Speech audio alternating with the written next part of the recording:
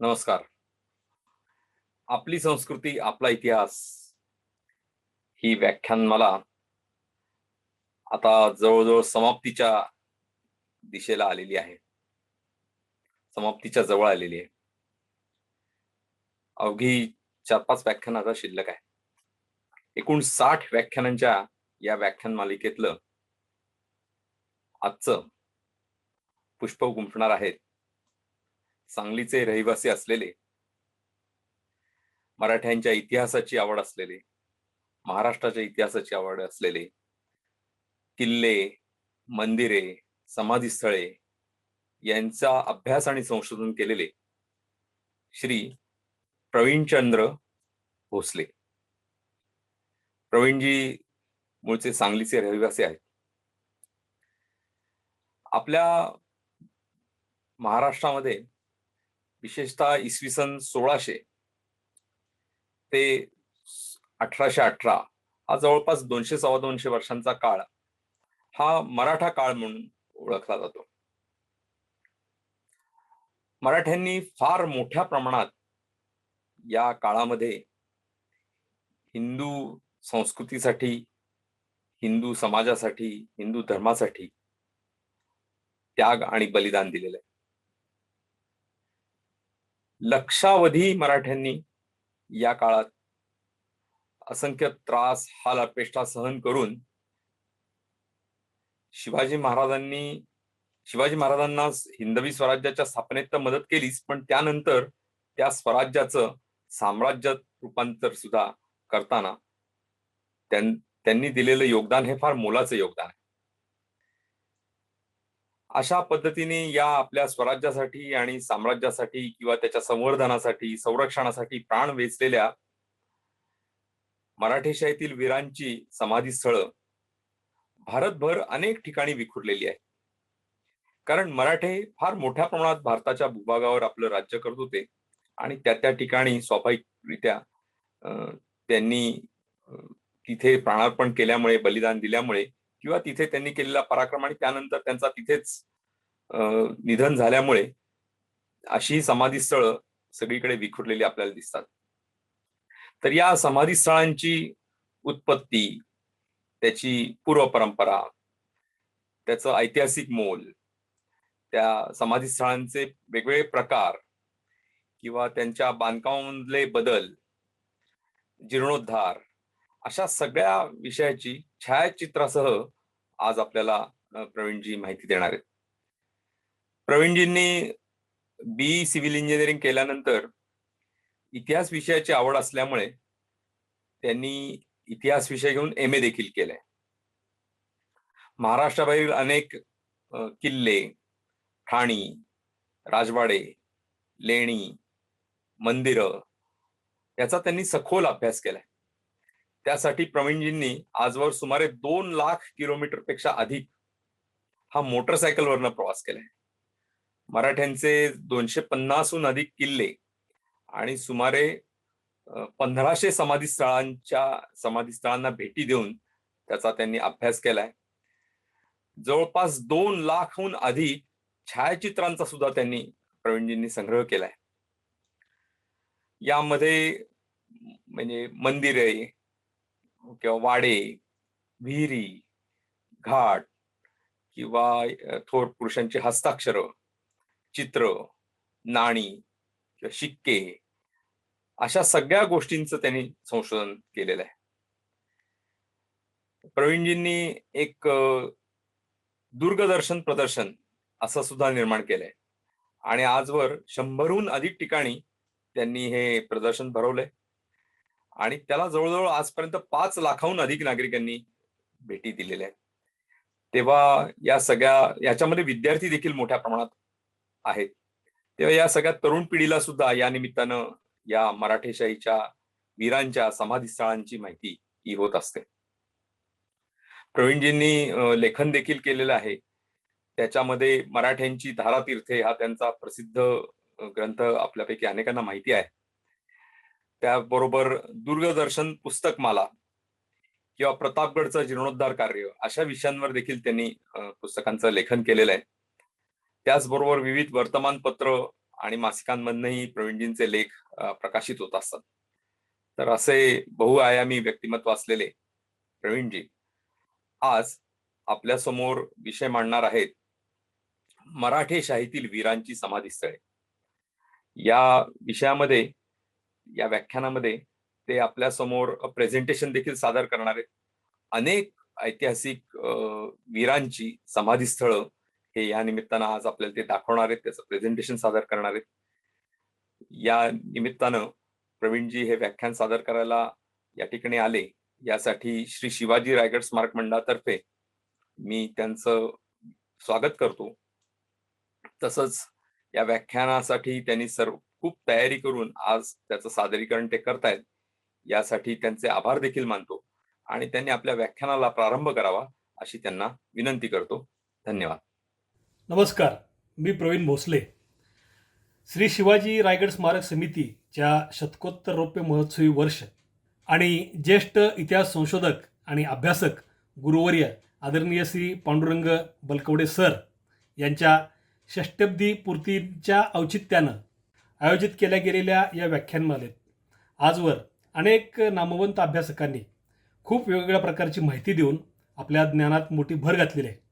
तर अशा ह्या अत्यंत उत्तम अशा व्याख्यानमालेतील एक व्याख्यान देण्याची संधी मला दिल्याबद्दल मी संयोजकांचे मनपूर्वक आभार मानतो. आजच्या माझ्या ह्या व्याख्यानाचा विषय आहे मराठेशाहीतील वीरांची समाधीस्थळे. अर्थात हा विषय तसा खूप मोठा आहे, पण यापैकी या समाधीस्थळांची परंपरा यांचा एक धावता परिचय आणि त्याचबरोबर या सर्व समाधीस्थळांच्या वेगवेगळ्या वास्तूमधील वैविध्य असं ह्या व्याख्यानाचं स्वरूप असणार आहे. तर आपल्याला माहितीच आहे, मराठेशाहीचा काळ आपण मानतो तो इसवी सन 1600 ही पार्श्वभूमी यावेळी तयार होत होती.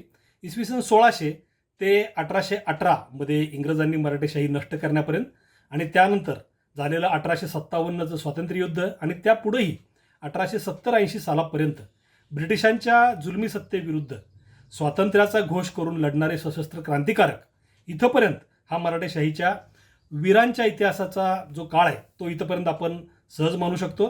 या काळात महाराष्ट्रातील मराठ्यांच्या स्वतंत्र स्वराज्यासाठी निर्मितीसाठी लढलेल्या, त्यानंतर स्वराज्य टिकवण्यासाठी प्रयत्नरत राहिलेल्या आणि या कामात आपला प्राण देणाऱ्या आणि त्याचबरोबर आयुष्य झिजवणाऱ्या अनेक वीरांच्या समाधीस्थळांची माहिती ह्यातून आपण घेणार आहोत.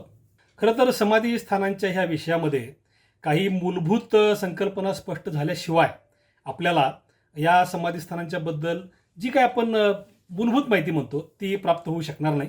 तर ह्याच्यामध्ये अर्थातच व्यक्तींच्या म्हणजे मृत व्यक्तींच्या अवशेष पूजेचा इतिहास, त्याचबरोबर समाधी म्हणजे काय, हे या समाध्या कुठे बांधतात, का बांधतात, कशासाठी बांधतात, त्याचबरोबर या समाध्यांचे विविध प्रकार आणि या बांधण्याच्या वेगवेगळ्या पद्धती आणि शैली, याबरोबरच ही समाधीस्थळं नेमकी महत्त्वाची का असतात, म्हणजे यांचं ऐतिहासिक वास्तू म्हणून आणि इतर दृष्टीने सुद्धा त्यांचं महत्त्व काय असतं, अशा काही मोजक्या मुद्द्यांचा आपण ह्या व्याख्यानामध्ये परामर्श घेणार आहोत. आणि ही माहिती अनेक छायाचित्रांसह या व्याख्यानातून आपल्याला पाहायला मिळेल. तसं तर जगभरातील अनेक निरनिराळ्या संस्कृतीमध्ये व्यक्तींच्या अवशेष पूजेची किंवा देहावशेषांच्या पूजेची किंवा जपण्याची परंपरा खूप पूर्वीच्या काळापासून चालत आलेली आहे. आपल्याकडं इसवी सन पूर्व 3000 या काळातील इजिप्शियन ममी आणि त्यावर बांधलेले पिरॅमिड हे प्रसिद्ध आहेत.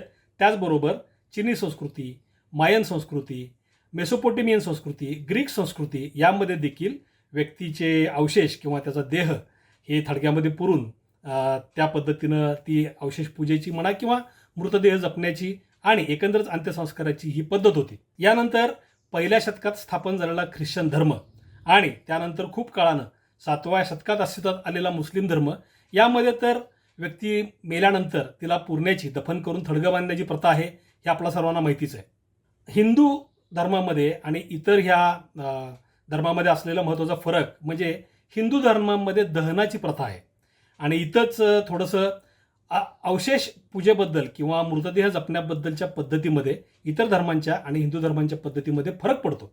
आता आपल्या भारताच्या इतिहासामध्ये श्रीकृष्णाचं देहविसर्जनाचं स्थान जे भालका जे गुजरातमध्ये आहे आणि त्याचबरोबर श्रीरामांनी शरयू नदीमध्ये जिथं जलसमाधी घेतली तो शरयू नदीवरील घाट ही भारतीयांची मोठी तीर्थस्थानं आपल्याला माहितीच आहेत.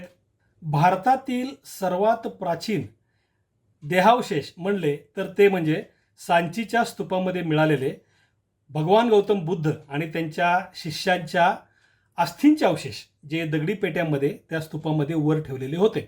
आणि ज्यावेळी ह्या सांचीच्या स्तूपाचं उत्खनन पूर्वी ब्रिटिश काळात आणि नंतर सध्याच्या काळामध्ये देखील अनेक वेळा त्याचं उत्खनन आणि त्याची डागडुजी जीर्णोद्धार झालेला आहे आणि नेमकं या अस्थी त्या स्तूपामध्ये असल्यामुळंच ही जी बौद्ध स्तूप आहेत हे बौद्ध धर्मियांसाठी आणि त्या काळच्या एकंदर भारतीयांसाठी सुद्धा अत्यंत पवित्र अशी ठिकाणं ठरलेली आहेत आणि ही जगभर प्रसिद्ध असणारी वारसास्थळं आपणा सर्व भारतीयांच्याही अत्यंत श्रद्धेची ठिकाणं आहेत.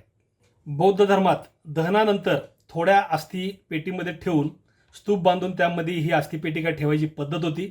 नंतरच्या काळामध्ये ह्याची जागा अखंड कोरीव दगडी स्तूपांनी घेतली आणि हे स्तूप आपण महाराष्ट्रात असलेल्या शेकडो लेण्यांपैकी अनेक लेण्यांमधून हे दगडी अखंड घडवलेले स्तूप आपण आजही पाहू शकतो. तर आताच आपण इथं या सांचीच्या स्तूपाची आणि महाराष्ट्रातील काही स्तूपांची छायाचित्र पाहून घेऊ. सांची येथील स्तूप आणि त्यातील अस्थींबद्दलचे काही फोटो आपण इथं पाहून घेऊ. हा सांचीचा सुप्रसिद्ध स्तूप, असे एकंदर 3 मोठे स्तूप तिथं आहेत आणि या स्तूपामध्ये ज्या दगडी पेट्यामध्ये अवशेष सापडले त्याची काही स्केचेस त्या सांचीच्याच म्युझियममध्ये लावलेले आहेत. तर इथं आपण पाहू शकतो त्या 2 पेट्या ज्याच्यामध्ये हे वरचं झाकण आहे आणि खालची ही दगडी, हे पूर्ण दगडी आहे आणि याच्यामध्ये जे काही अस्थीचे अवशेष होते ते दहनानंतरचे होते, म्हणजे राख आणि जळालेली काही हाडं. आणि त्याचबरोबर ह्या अस्थिपेटिकांच्या वरती लेखही लिहिलेले होते. ह्या लेखामुळं ह्यातील अस्थी नक्की कुणाच्या आहेत हे देखील स्पष्ट झालेलं आहे आणि हा आपल्या भारतातील अवशेष पूजेचा किंवा अस्थिपूजेचा हा सर्वात प्राचीन असं हे उदाहरण. पुढच्या काळामध्ये जे दगडी स्तूप अखंड दगडामध्ये लेण्यामध्ये कोरलेले दिसतात त्यातली 2 छायाचित्र आपण पाहतोय. हे कान्हेरीमधल्या बौद्ध लेणी जी आहेत कान्हेरीची आपल्या बोरिवलीच्या जवळची, तर तिथलं हे आहे. तर हा एक साधा स्तूप अगदी दिसतोय आणि इथं अगदी बांधीव स्तूपाची जी प्रतिकृती असते, हर्मिका अंड वरचं छत्र वगैरे, तर अशा प्रकारचे हे स्तूप आपल्याला अनेक लेण्यामधून महाराष्ट्रामध्ये आढळतात. सांचीमधील बौद्ध स्तूपामधील अस्थिपेटिका आणि त्यातले अवशेष आपण पाहिले. जैन धर्मात देखील मृत्यूनंतर दहनाचीच परंपरा आहे आणि जैन धर्मांचे विविध तीर्थंकर त्यांची मंदिरं भारतभरात असलेली आपल्याला प्रसिद्ध असलेली आपल्याला माहिती आहेत आणि त्यांचे आचार्य अरिहंत यांच्या निधनानंतर मोक्षानंतर त्यांचे देहावशेष जे आहेत ते कुठं जपून ठेवल्याची उदाहरणं आढळत नाहीत. मात्र यांच्या जैन धर्मामध्ये अस्थि विसर्जन करणे आणि त्याचबरोबर त्यांची स्मृती मंदिरं बांधणे याची परंपरा आहे, एवढं मात्र निश्चित आहे. आपल्या भारतातील हिंदू राजांचा जो प्राचीन कालखंड मानला जातो तो साधारण इसवी सनापूर्वी 2-3 शतक, म्हणजे साधारण मौर्य सम्राटांची कारकीर्द ते 1320च्या सुमारास नष्ट झालेल्या महाराष्ट्रातीलच देवगिरीच्या यादव सम्राटांच्या सत्ता अंतापर्यंत. या काळात भारतावर आणि महाराष्ट्रावर देखील विविध राजवंशांनी आपली सत्ता स्थापन केली. यामध्ये अनेक प्रसिद्ध राजे होऊन गेले, त्याचबरोबर सेनापती आहेत, काही विद्वान आहेत, काही मुत्सद्दी आहेत. मात्र या सर्वांची समाधीस्थळं आपल्याला अस्थी असलेली समाधीस्थळं आपल्याला पाहायला मिळत नाहीत. पण यामध्ये अनेक राजांनी आणि काही प्रतिष्ठित व्यक्तींनी सुद्धा आपल्या नातेवाईकांच्या स्मरणार्थ मंदिरे बांधल्याचे, लेणी बांधल्याचे, पानपोया, त्याचबरोबर घाट, धर्मशाळा आणि अशा लोकोपयोगी वास्तू बांधल्याचे उल्लेख मात्र आपल्या इतिहासामध्ये अनेक ठिकाणी आढळतात. पण या सर्व वास्तूंशी मृत व्यक्तींच्या अवशेषांचा किंवा त्यांच्या अस्थींचा काही संबंध दिसत नाही. महाराष्ट्रापुरतं बोलायला गेलं तर सिन्नरचं गोंदेश्वर मंदिर हे यादव राजा मल्लुकीचा पुत्र गोविंद याच्या स्मरणार्थ बांधले आहे असं तज्ज्ञांचं मत आहे. त्याचबरोबर अंबाजोगाईचं जे खोलेश्वर मंदिर आहे, शिवमंदिर आहे, ते मंदिर हे यादवांचे सेनापती खोलेश्वर आणि त्यांचे पुत्र राम यांच्या स्मरणार्थ रामाची बहीण लक्ष्मी हिनं बांधल्याचा लेख देखील उपलब्ध आहे. पुढच्या काळामध्ये जाण्या अगोदर आपण इसवी सनापूर्वी 2ऱ्या शतकापासून महाराष्ट्रावर राज्य करणाऱ्या सातवाहन राजांनी कोरलेलं नाणेघाटातली लेणी जी आहेत ती आपल्या सर्वांना माहिती आहेत. तर या लेण्यामध्ये या सातवाहन कुळापैकी राजा श्री सातकर्णी, राणी नयनिका आणि युवराज स्कंदश्री यांच्या प्रतिमा कोरलेल्या होत्या आणि त्याचबरोबर त्यांनी केलेली विविध कार्य आणि अनेक यज्ञ याचं वर्णन या नाणेघाटातल्या लेण्यामध्ये होतं. मात्र कालांतरानं या मूर्ती नष्ट होऊन केवळ त्याचे पायच राहिलेले आपल्याला दिसतात. म्हणजे व्यक्तींशी संबंधित जर काही आपल्याला मंदिरात व लेणी म्हणायला गेलं, जे व्यक्तींशी संबंधित आहेत पण त्यामध्ये अस्थींचा काही संबंध नाही, तर ही 3 उदाहरणं आपण म्हणू शकतो. तर आता आपण यांची छायाचित्र पाहून घेऊ. स्मारक लेणी व मंदिरांचे काही फोटोग्राफ्स आपण इथं पाहतोय. इथं आपल्याला नाणेघाटामधली ती प्रसिद्ध लेक असलेली गुहा दिसते आहे. नाणेघाटाच्या अगदी वरच्या तोंडालाच ही गुहा आहे. पर्यटकांचं हे एक नेहमीचंच वास्तव्याचं ठिकाण आणि यामुळेच आतला लेक खूप खराब झालेला आहे. इथं आपल्याला लेण्यामधला लेख आणि त्याचे काही लेखाचे काही जो भाग सुरक्षित राहिला आहे त्याचा काही भाग इथं दिसतोय आपल्याला. आणि याचबरोबर तिथं असलेले जी पावलं, मूर्तीची फक्त पावलं शिल्लक राहिली होती, त्यातली 2 पावलं इथं मी ह्यालाही मार्किंग केलंय पांढऱ्या रंगाने, पण ही 2 पावलं आपण सहज पाहू शकतो. हे उजवं पाऊल, इकडचं डावं पाऊल आणि हे वर गुडघ्याकडे गेलेला भाग. इथं हे आहे सिन्नरचं गोंदेश्वर मंदिर. आपल्या प्राचीन भारतीय मंदिर शैलीतलं महाराष्ट्रातलं एक अत्यंत उत्तम मंदिर म्हणून हे गणलं जातं. खरं तर हे पंचायतन आहे आणि भारतीय शिल्पकलेचं महाराष्ट्रातला एक अत्यंत उत्तम आविष्कार म्हणून हे मंदिर प्रसिद्ध आहे. हेच ते यादवराजा मल्लुकीचा पुत्र गोविंद याच्या स्मरणार्थ बांधलेलं मंदिर. इथं आपण पाहतोय हे खोलेश्वर मंदिर अंबाजोगाईमधलं. मगाशी मी जे सांगितलं, खोलेश्वर आणि त्याचा पुत्र राम यांच्या स्मरणार्थ रामाची बहीण लक्ष्मी हिनं बांधलेलं हे खोलेश्वर मंदिर. राजे, सेनापती, मुत्सद्दी आणि प्रतिष्ठित व्यक्ती यांचे देहावशेष असलेली किंवा त्यांची समाधी स्थळं जरी मिळत नसली तरी अधिभौतिक, दैवी, आध्यात्मिक क्षेत्रात काम करणाऱ्या संत, साधू, सत्पुरुष आणि त्या क्षेत्रामध्ये मोठं कार्य करणारे व्यक्ती, त्याचबरोबर विविध पंथांचे संस्थापक यांची समाधी स्थळं मात्र आपल्याकडं त्यांच्या त्या भक्त परंपरेमुळं का होईना आणि त्यांच्या त्या दैवी कार्यामुळे का होईना पण जपली गेली आपल्याला दिसतात. याच्यामध्ये महाराष्ट्रातील ज्ञानेश्वर माऊलींची संजीवन समाधी तर प्रसिद्धच आहे. इसवी सनाच्या 13व्या शतकातील ही समाधी आणि त्यानंतर ही समाधी स्थानाची परंपरा पुढे चालू राहिली. ज्ञानेश्वर माऊलींच्यापासून सोपानदेव, सासवडची समाधी आपल्याला माहीत आहे. त्याचबरोबर पुढं शिवकाळामधील पाटगावचे मौनी महाराज ह्या सर्वांची संजीवन समाधी स्थळं आपण पाहू शकतो.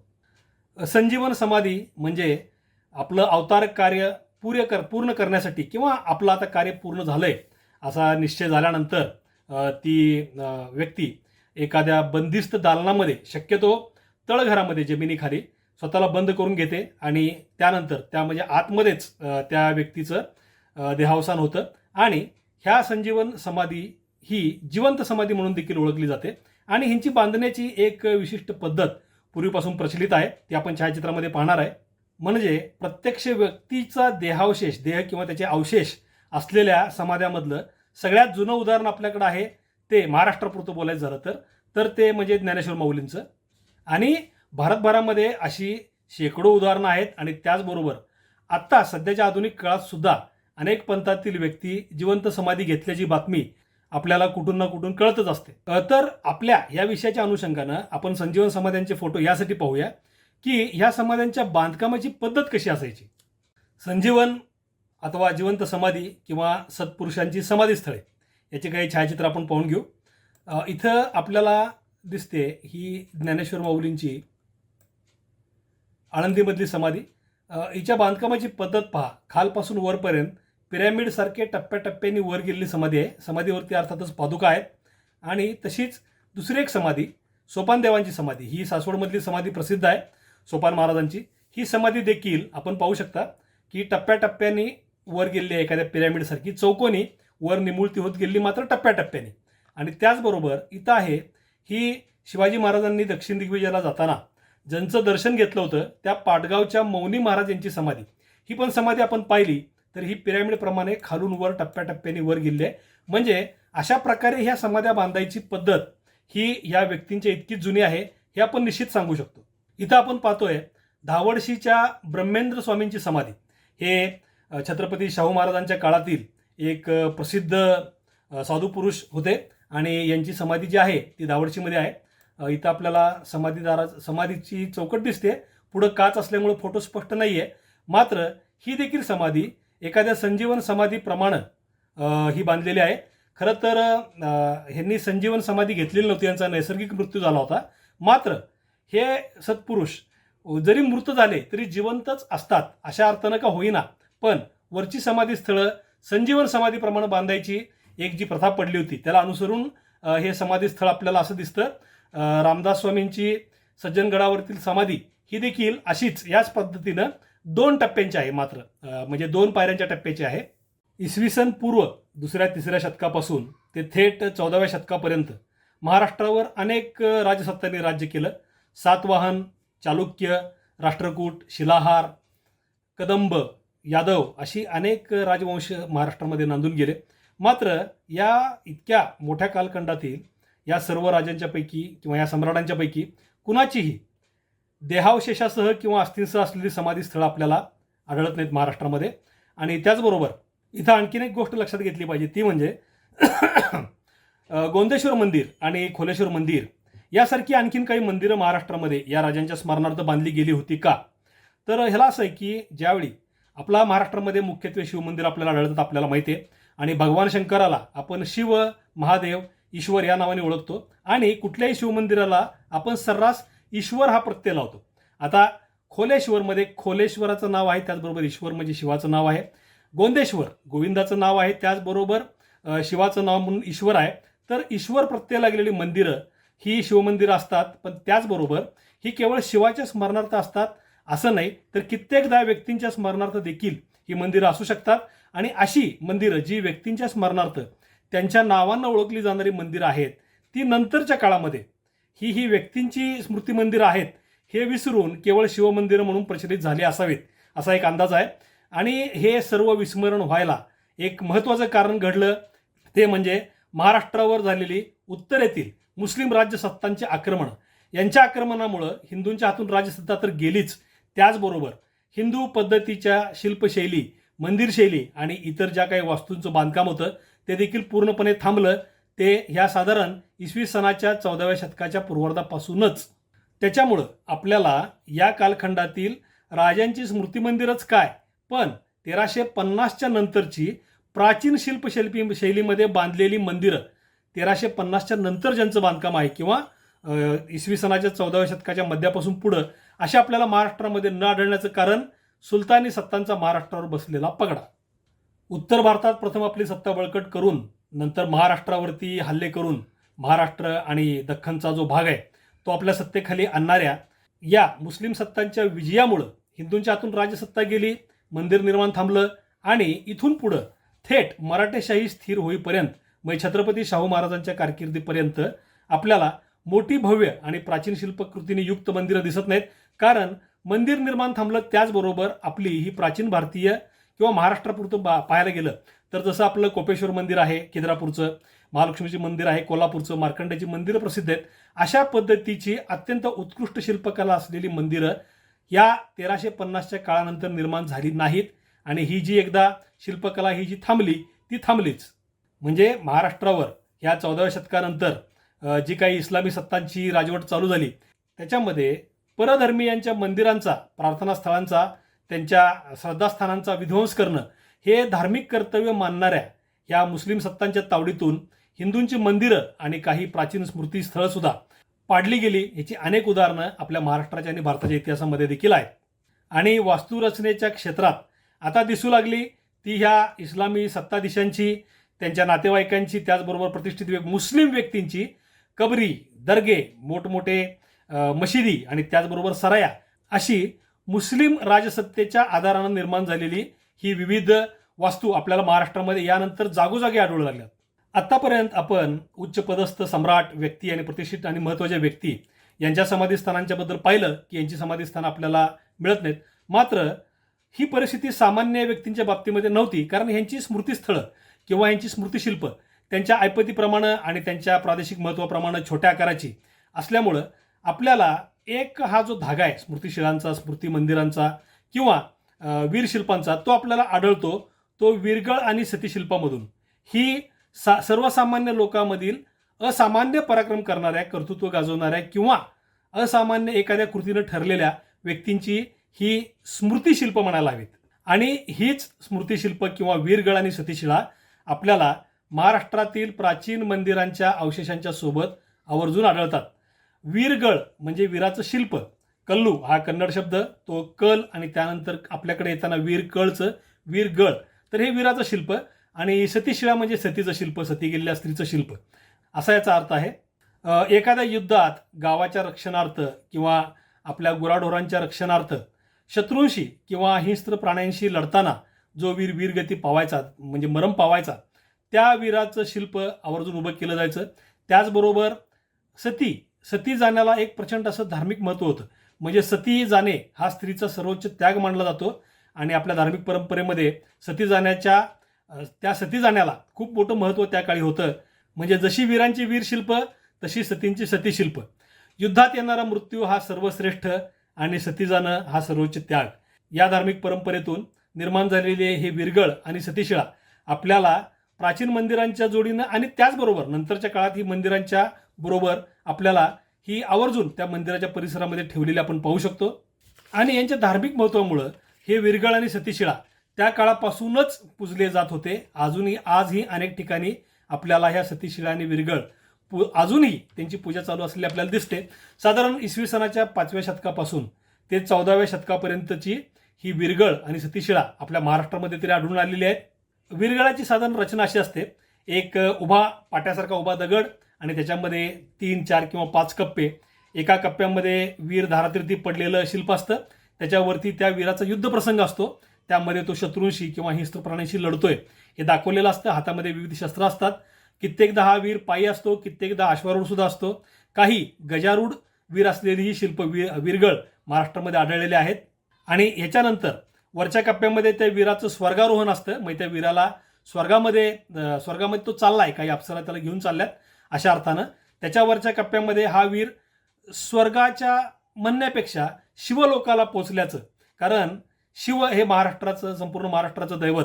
आणि तिथं आपल्याला त्या कप्प्यामध्ये काय दिसतं तर मध्ये शिवपिंड, एका बाजूला तो वीर पूजा करतोय आणि दुसऱ्या बाजूला एखादा पुरोहित त्याच्याकडून ती पूजा करून घेतोय. आणि कैलासवासी हा शब्द पण आपल्यामध्ये आलाय, तो ह्या कैलासवरूनच आलाय. कैलास हे शिवाचं निवासस्थान. हा वीर शिवलोकामध्ये गेलाय आणि तिथं तो शिवलोकामध्ये सामावलाय अशा अर्थाचा तो वरचा कप्पा असतो. आणि सर्वात वरती असतो तो कलश. आता आपण ह्या वीरगळांची काही छायाचित्र पाहणारच आहे, तर ह्या शिल्पातून जे सगळं स्पष्ट होईल. आणि सतीशिळेवरती हात कोरलेला असतो, स्त्रीचा हात असतो, कोपरापासून दुमडलेला, खांद्यापासूनच फक्त हाताचा भाग दाखवलेला असतो, कोपरात तो दुमडलेला असतो, पंजा उघडलेला असतो अशा प्रकारचा. आणि हातामध्ये काकणं असतात, त्याचबरोबर सूर्य आणि चंद्रही कोरलेले असतात. कित्येकदा शिवपिंडी देखील त्या सतीशिळेवर आपल्याला दिसते. सती ही अखंड सौभाग्य होती, म्हणजे ती विधवा होत नाही. पतीबरोबर जी स्त्री सती जाते ती आहेव असते किंवा अखंड सौभाग्यवती असते. अशा अर्थानं त्या हातामध्ये आपल्याला बांगड्या हे सौभाग्य चिन्ह आपल्याला आवर्जून तिथं दिसतं. आणि हेच सतीशिळा आणि वीरगळ याचीच परंपरा पुढं आपल्या समाधीस्थानामध्ये कशी प्रतिबिंबित झाली ते आपण आपल्या समाधीस्थानांच्या फोटोमध्ये पाहणारच आहोत. आता वीरगळांमध्ये देखील प्रकार आहेत. एक म्हणजे एकच बाजू कोरलेले पाट्यासारखी वीरगळ किंवा चारी बाजूनं कोरलेले वीरगळ. त्याचबरोबर एकाच वीरगळामध्ये अनेक वीर लढताना दाखवलेले असतात. असे विविध प्रकार. आता एकाच वीरगळामध्ये 3-4 वीर दाखवण्याचा अर्थ आपल्याला सहज कळतो की एकाच वेळी एकाच युद्धात एकाच गावचे किंवा एकाच कुटुंबाचे हे वीर धारातीर्थी पडलेत. त्याचबरोबर चौकोनी दगडी खांबासारखे जे वीरगळ असतात त्याच्या चारी बाजूला शिल्पप्रसंग कोरलेले असतात. ते देखील अशाच प्रकारे एकाच वेळी एकाच युद्धामध्ये एकाच घराण्यातले अथवा एकाच कुलातले एकाच गावातले असे हे वीर एकत्रित जर धारातीर्थी पडले असतील तर हे एकत्रित वीरगळ आपण याला म्हणू शकतो. तर आता आपण वीरगळ आणि सतीशिळांची काही छायाचित्र पाहून घेऊ. इथं आपण वीरगळ आणि सतीशिळांची काही छायाचित्र पाहून घेऊ. यामध्ये आपल्याला हे जे विरगळ दिसतात इकडच्या बाजूला जे आहेत हे चौकोनी विरगळ आहेत, म्हणजे सामूहिक वीरांचं सामूहिक स्मृतिशिल्प आपण याला म्हणू शकतो. ही किंजळोली गावामधली छायाचित्र आहेत. त्याचबरोबर इथं आपल्याला अनेक सतीशिळा दिसत आहेत. याच्यामध्ये सतीचा हात दिसतोय, हातामधल्या बांगड्या दिसत आहेत, हात आशीर्वादासाठी उंचवलेला दिसतोय. त्याचबरोबर इथं शिवपिंड आहे आणि सती आणि तिचा पती यांची शिल्प. तर हे असे सतीचे हात आपल्याला अनेक ठिकाणी विरगळांच्या जोडीनं ही सतीशिल्प देखील दिसतात. इथं आपण पाहतोय ही देखील वीरशिल्प किंवा एक प्रकारे व्यक्तीची स्मृतिशिल्पच आपण म्हणू शकतो. इकडच्या बाजूला आपण पाहतोय ही बारामतीजवळच्या इंदापूर आणि बारामतीच्या मधल्या निंबोडी गावामध्ये मंदिराच्या आवारामध्ये ठेवलेली ही स्मृतिशिल्प आहेत. एक प्रकारे फक्त चेहराच कोरलेला आपल्याला ह्यामध्ये दिसतोय. आणि इथं हे जे शिल्प आहे हे नातेपुतेच्या मंदिरामध्ये आहे, आपण पाहू शकतो तिथे गेलात तर. आणि इथं आपल्याला विरगळांचा एक नमुना की विरगळ कशा पद्धतीनं असतात. तर इथं खाली हा वीर धारातीर्थी पडलेला आहे, शेजारी गायी दाखवलेत किंवा जनावरं दाखवलेत. तर जनावरांच्या रक्षणार्थ हा वीर धारातीर्थी पडलेला दिसतो. इथं हा वीर घोड्यावरती शत्रू पक्षाशी लढतोय. शक्यतोवर हा जो वीरगती पावलेला वीर आहे हा इतरांच्या पेक्षा आकाराने मोठा दाखवलेला असतो काही वेळेला. इथं आणखीन एक युद्धप्रसंग दिसतोय. याच्यावरती या वीराला ह्या अप्सरा स्वर्गलोकामध्ये घेऊन जात आहेत. इथं तो वीर कैलासास पोचलेला आहे किंवा शिवलोकात पोचलाय. इथं हा वीर पूजा करतोय आणि वरच्या बाजूला हा कलश दिसतो आपल्याला. इथं आपल्याला चौकोनी किंवा एकाच बाजूला कोरलेले अनेक वीरांचा विरगळ, हा इथं 3 वीरांचा विरगळ आपल्याला दिसतोय. हा आटपाडीच्या भैरवनाथ मंदिरामध्ये आहे. तर खालच्या कप्प्यामध्ये युद्धप्रसंग, त्याच्यावरती स्वर्गारोहण, त्याच्यावरती कैलासास किंवा शिवलोकास पोचलेला आणि वरती त्याच्यावरती कलश असतो. इथं आपण हा जो विरगळ पाहतोय हा एक अत्यंत चांगल्या पद्धतीनं कोरलेला विरगळ आहे. हा पळसदेव भिगवणजवळच्या पळसदेव मंदिराच्या बाहेर हा विरगळ आहे. खाली युद्धप्रसंग आहे, त्याचबरोबर वर स्वर्गारोहण आहे, त्याच्यावरती शिवलोकातली पूजा याच्यामध्ये आपल्याला दिसते. कैलासात जाऊन तो शिवपिंडीची पूजा करतोय. हा इकडं बसलेला आहे, हा वीर आहे हात जोडलेला, आणि हा सांगतोय पूजा किंवा त्याकडनं करून घेतोय. हा पुरोहित आहे आणि मध्ये शिवपिंड आपण स्पष्ट पाहू शकतो. आणि इथं वरती त्याच्या मोक्षाचं प्रतीक म्हणून नुसता त्रिकोणी आकार कोरलेला आपल्याला दिसतोय. महाराष्ट्रात स्थापन झालेल्या बहामनी सल्तनतींचे तुकडे पडून त्यातून 5 शाह्या निर्माण झालेल्या आपल्याला माहितीच आहेत, आदिलशाही, निजामशाही वगैरे. तर या शाह्यांच्या काळामध्ये पुढच्या काळात म्हणजे साधारण इसवी सन 1600च्या सुमारास इथले स्थानिक जे मराठे होते त्यांना या शाह्यांच्या आपसातल्या झगड्यामध्ये मोठं महत्त्व मिळू लागलं आणि या मराठे सरदारांची ताकद वाढू लागली. ती इतकी वाढू लागली की या मराठे सरदारांच्या समावेशामुळं एखाद्या सुलतानशाहीचा जय किंवा पराजय ठरू लागला. आणि ह्याच वाढलेल्या ताकदीच्या जोरावर महाराष्ट्रामध्ये या मराठे सरदारांच्या मध्ये धार्मिक चालीरीती पुन्हा सुरू झाल्या असाव्यात असा एक अंदाज करता येतो.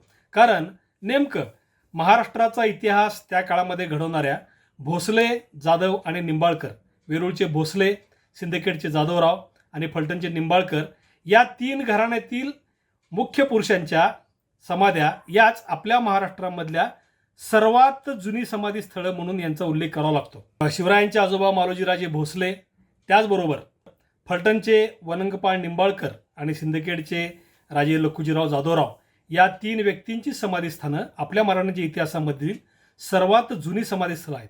सुलतानशाहीच्याच काळामध्ये आतमध्ये अस्थि कलश ठेवून त्याच्यावरती समाधीस्थळं बांधण्याची सुरुवात झाली. ती या 3 मातब्बर घराण्याची शक्ती आपले कुलाचार पाळण्या एवढी आणि त्याला कुणीही विरोध करू शकणार नाही इतपत वाढलेली असल्यामुळंच हे सर्व शक्य झालं. आणि इथून पुढच्या काळामध्ये ही जी समाधीस्थळांची परंपरा सुरू झाली ती आजतागायत चालू आहे असं म्हणायला काही हरकत नाही.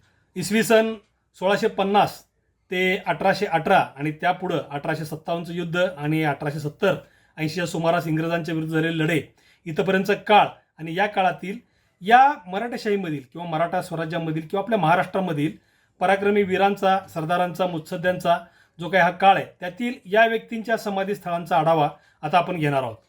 यामध्ये समाधीची मूळ संकल्पना, त्यातले वेगळे प्रकार, बांधकामाच्या विविध पद्धती आणि त्यातले काही शंका आणि गैरसमज, हे काही प्रश्न आपल्याला पडलेले असतात समाधीस्थळांच्याबद्दल. तर त्याबद्दलचं निराकरण जेवढं माझ्या फिरण्यामधून, माझ्या अभ्यासातून मला समोर आलंय असं याचं स्वरूप असणार आहे. आणि त्याचबरोबर या समाधीस्थळांचं नेमकं ऐतिहासिक महत्त्व काय आहे, ह्या समाध्या आपल्या दृष्टीने मूल्यवान का आहेत, हा मुद्दा देखील आपल्या ह्या आजच्या व्याख्यानामध्ये समाविष्ट आहे. समाधीस्थळांच्या बाबत आपल्याला खूप प्रश्न पडलेले असतात.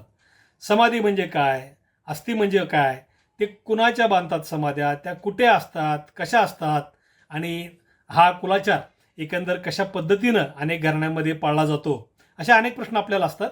तर यातील एकेका प्रश्नाचं उत्तर आपण ह्या व्याख्यानातून घेत जाऊया. समाधी म्हणजे काय, तर ढोबळपणे एखाद्या व्यक्तीच्या मृतदेहाचे त्याच्या दहनानंतरचे अवशेष ठेवून त्यावरती बांधलेली एखादी वास्तू, ती त्या अस्थींच्यामुळंच तिला ते समाधी म्हणलं जातं.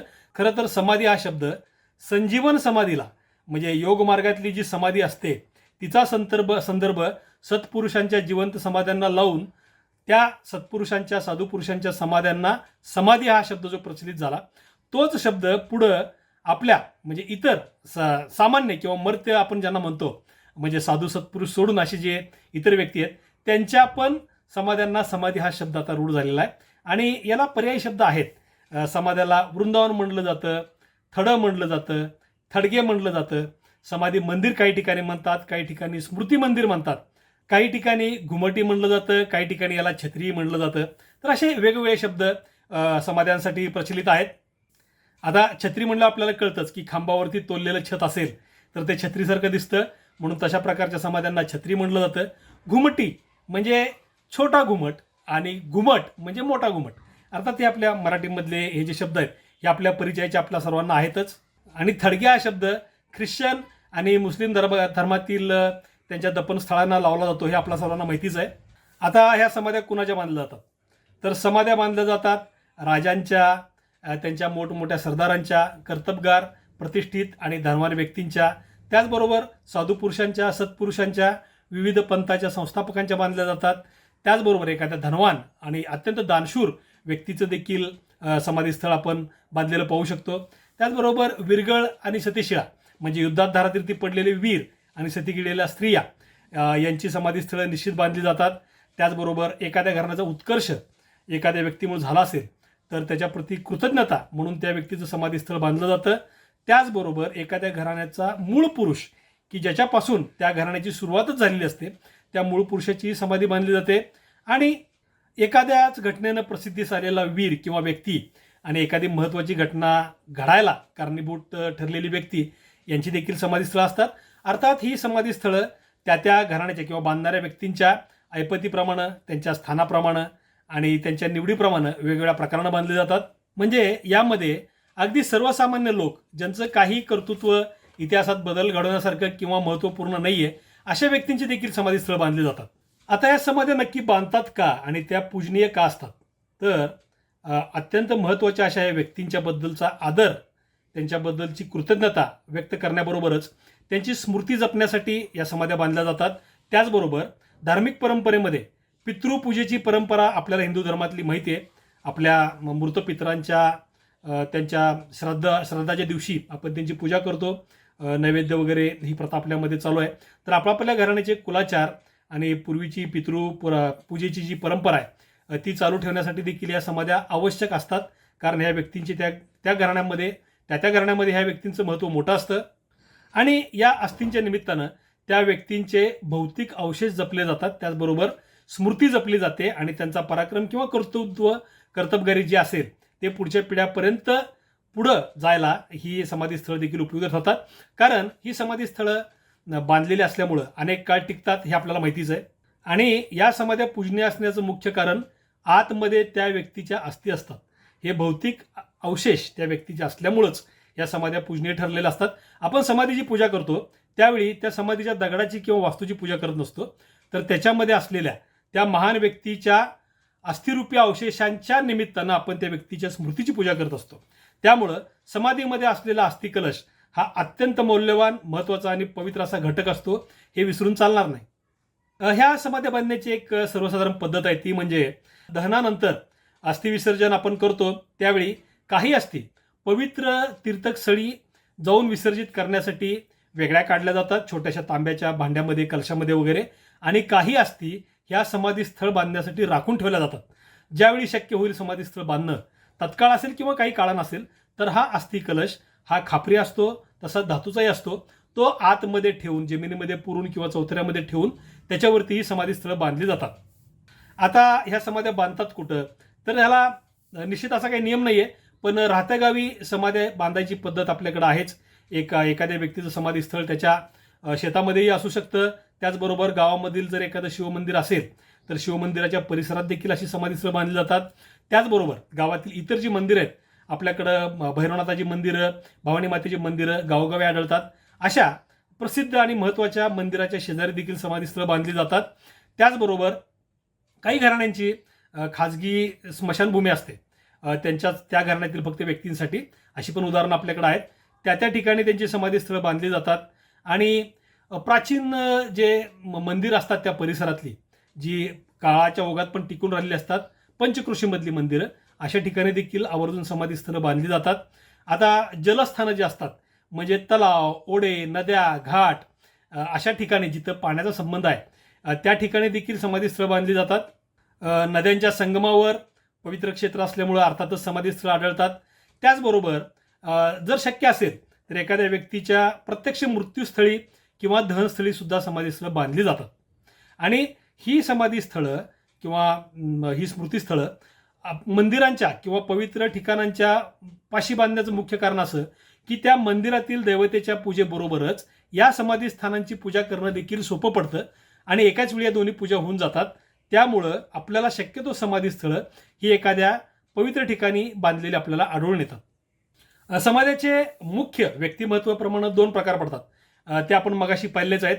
एक म्हणजे संजीवन समाधी किंवा जिवंत समाधी साधू सत्पुरुषांची, आणि त्याचबरोबर इतर समाधीस्थानं जी मर्त्य किंवा सर्वसामान्य लोक ज्यांना म्हणतो, त्यामध्ये सम्राट राजे सर्व आले, हे त्या सत्पुरुषांच्या पेक्षा यांचा दर्जा अर्थातच वेगळा.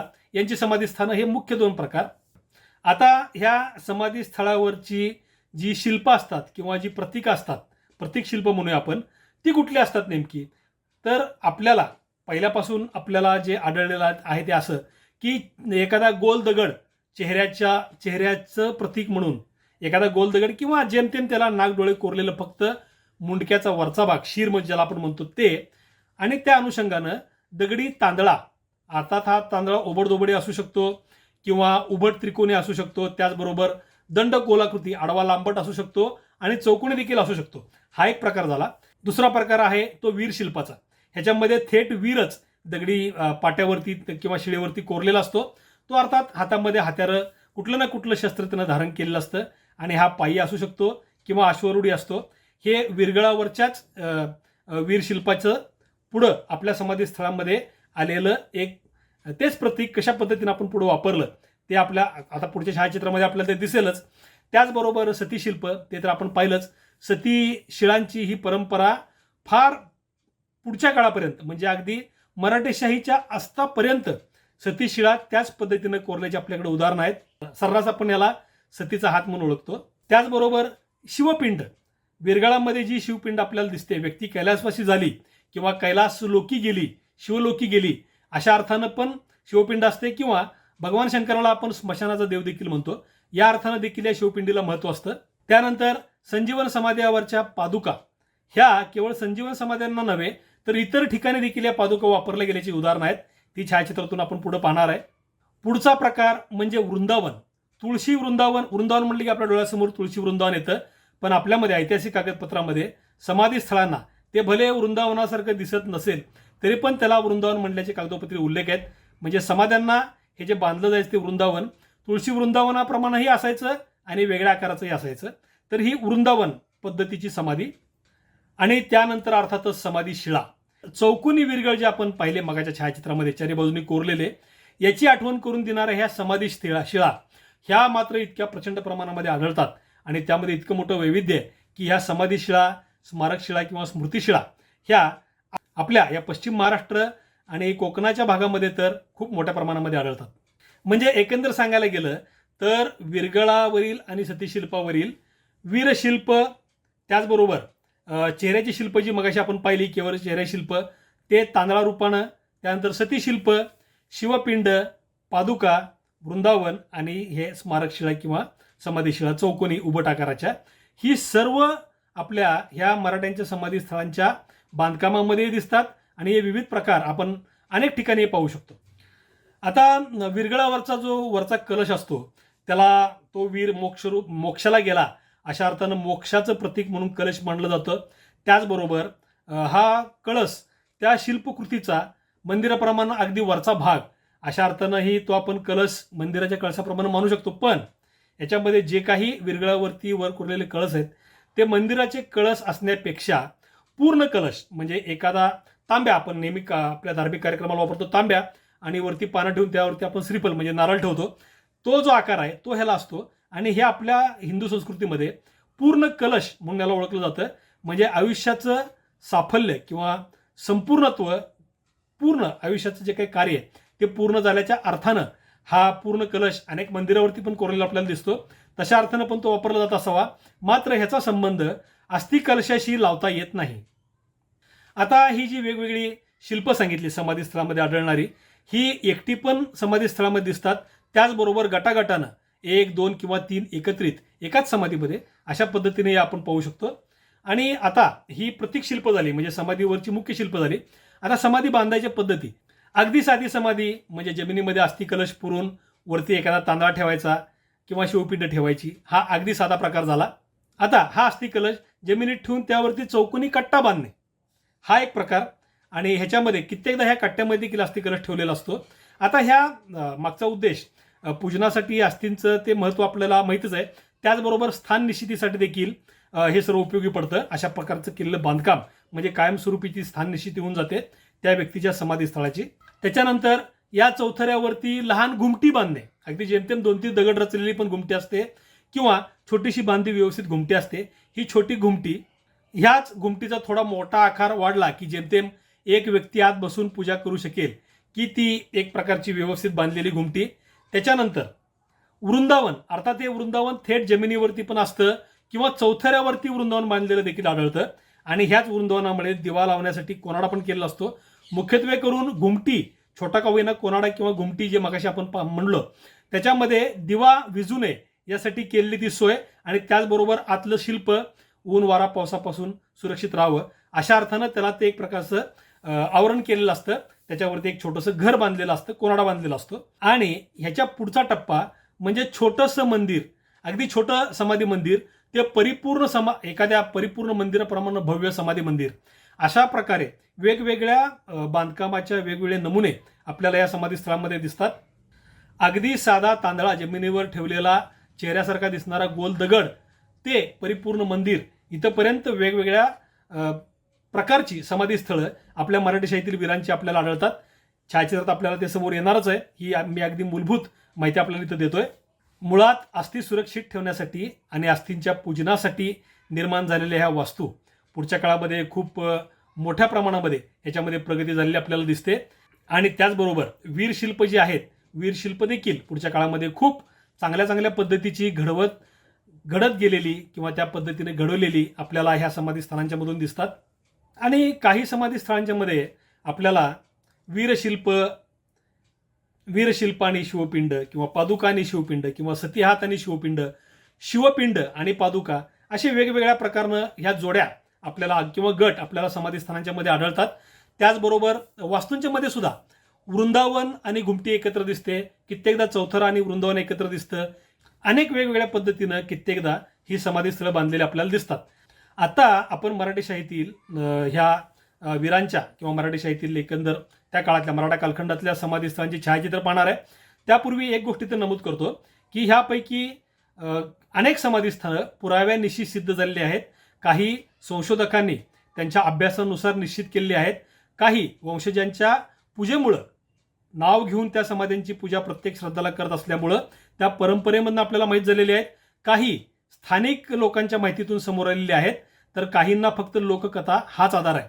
मात्र ही समाधीस्थळं आज त्या स्थळी त्या वीरांची म्हणूनच प्रसिद्ध आहेत.